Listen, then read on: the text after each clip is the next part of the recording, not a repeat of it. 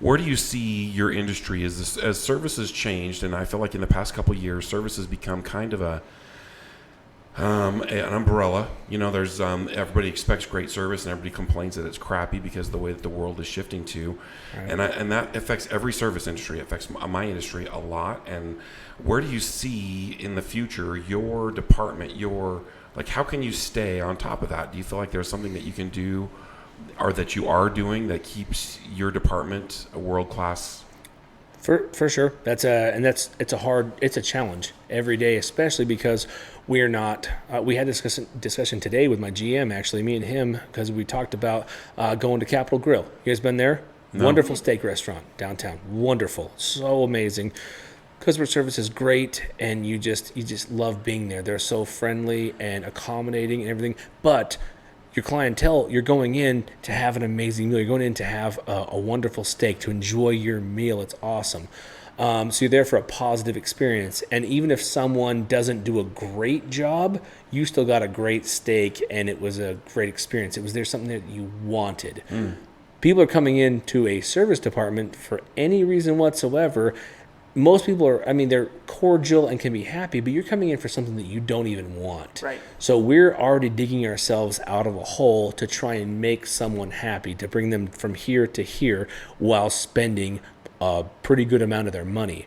So it's a difficult proposition. And so I think the approach that I have is I try to get not so much about necessarily the money, but getting to know the clientele, the people that come in.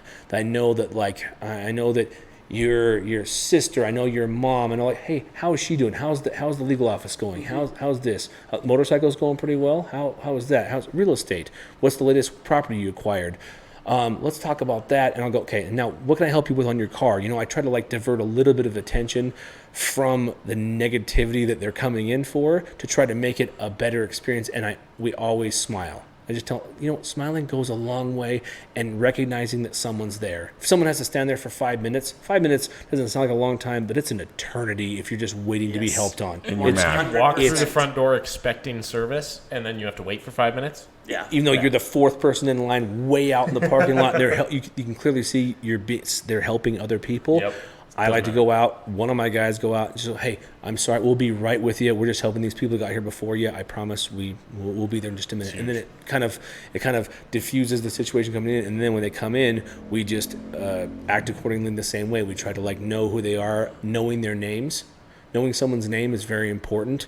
You just review the schedule before the day they come in. You know who it is. You're like, oh, Topher, or Mr. Sheeler, it's good to see you again. What can I help you with today? Mm-hmm. It's a big thing, even though it doesn't seem like it's that big of a thing, but smiling and greeting someone by name is important. And remembering even one personal detail shows people that you care, that you're not just a business transaction to them. You actually care about why they're there and who they are as people, not just the business that you're in.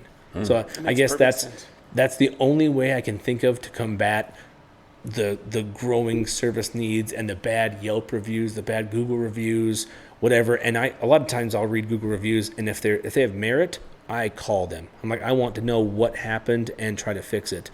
Some people, I know what happened. I know that I did everything I could, and they're just like, I read all of their reviews, and there's 40 negative reviews and nothing positive. I'm like, I don't know what I can do for that gentleman, so I kind of let those ones go off to the side. But we just do what we can do.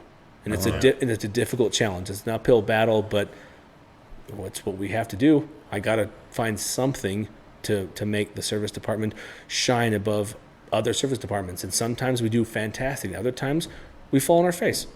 Sometimes we just drop the ball. We got too busy. We didn't call that one person, and he's pissed about his car's been there for 3 days, and we haven't even touched him. And honestly, haven't even given that car a thought because we're just busy with these other things. And so that happens.